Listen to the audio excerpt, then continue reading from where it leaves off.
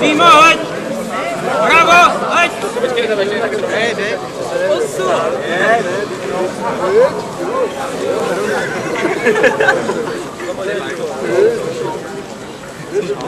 Hop!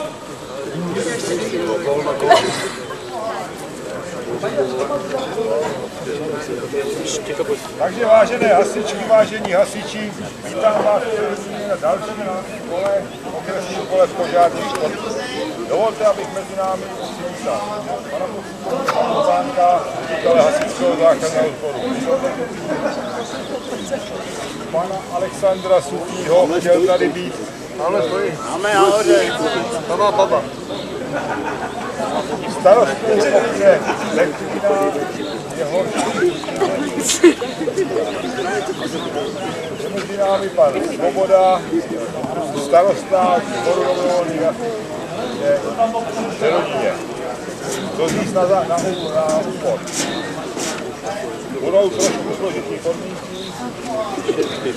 Zúčastnili jste se, přijeli jste zdraví, měli jste zdraví vodejet, takže bude to klouzat, dejte si na to velký pozor.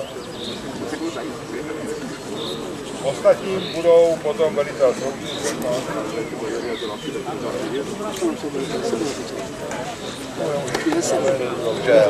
Užel.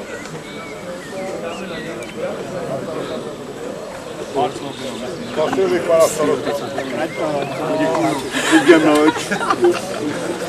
Vážení přátelé, připadla mi milá povinnost přivítat vás ve sportovním areálu v Předonímě. Chtěl bych vám popřát mnoho sportovních dnů. Jsem rád, že je vás tolik, že mezi vámi se opět začínají spojovat muži a ženy. Takže pan Frank za mě řekl téměř, že já bych vám samozřejmě chtěl popřát nejlepší, bez zranění. Ještě jednou vám přeju mnoho sportovních dnů. Děkuji panu starostovi.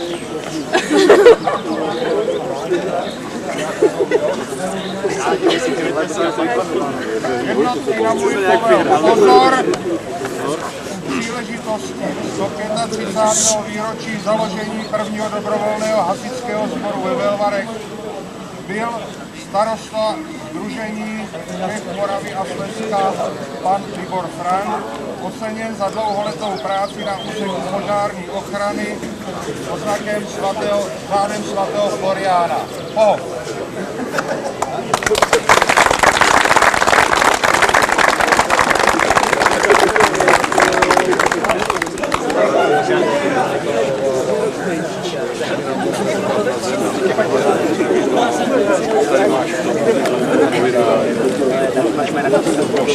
Tajený teda tvrdě.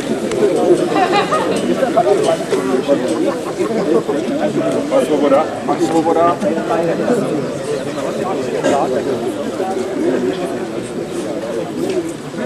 Josef Havrta! Jednotky! Ještě moment.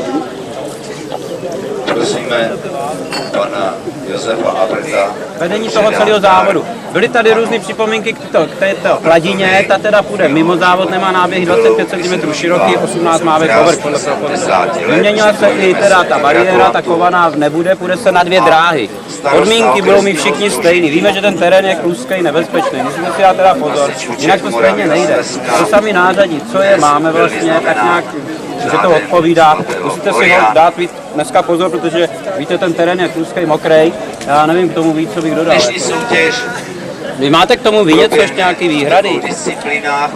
Jestli můžu v průběhu soutěže, protože to počasí je všelijaký, tak jsme se před začátkem soutěží dohodli, aby jsme se dohodli na to, pokud v průběhu soutěže začne pršet a budou se běhat stovky, tak se soutěž přeruší a stovky se počítat nebudou.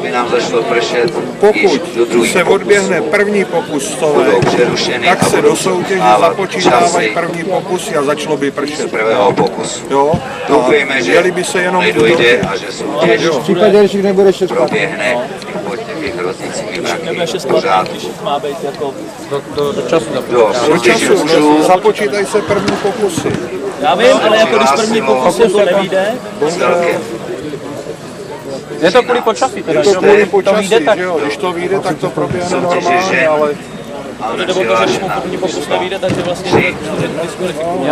Bohužel, no, ale bude to pro všechny stejné. Zase jde o zdraví lidí zase, že jo? Aby někdo přišel se zlámanou, no. Je to hlavně z důvodu bezpečnosti. To je ten první jít na jistotu. Udělejte si je na jistotu, dejte si teda mančaft dohromady tak, nebo instruujte si mančaft tak, aby šli první pokusy na jistotu, no a ty druhý pokusy uvidíme a tam to potom půjde buď a nebo, že jo. Pokud vyjde počasí. Řekněte si to svým lidem, ať zase za náma nestojí 10 lidí, jak jo, každý furt zase nějaký připomínky a protesty a budeme tady zase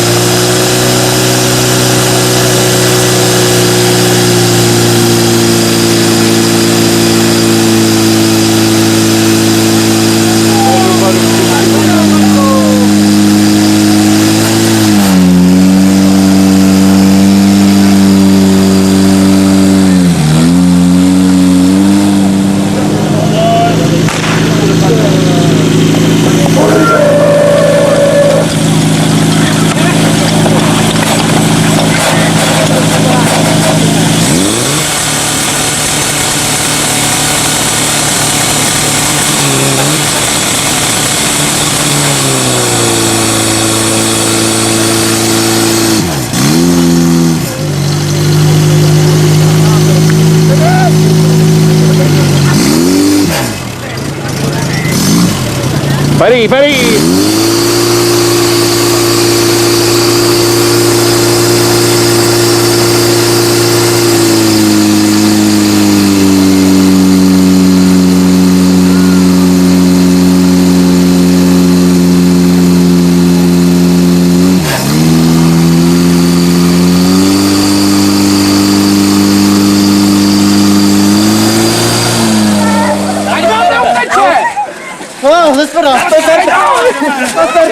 Ať vám to točí! Nechci jde!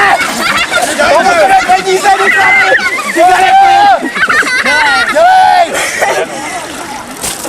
No to mají, skrblně. Táťo? Ahoj.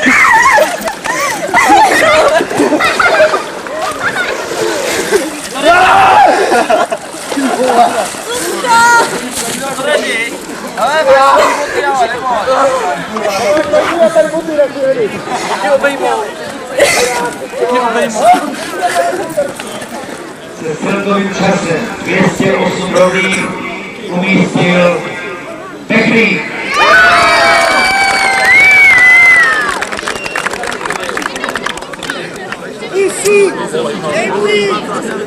Pro zajímavost, předovník získal pověstnou bramborovou medaili na 4. místě. Na 2. místě se sledovým součtem času 185.4 umístili Koskovice.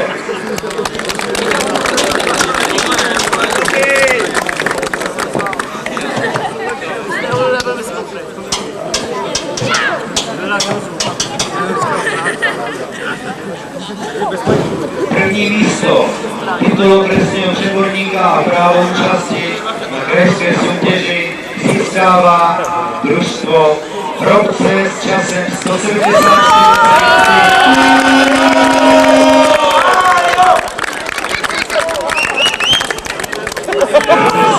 Povedlo dvakrát za sebou. Májo, ukaž to!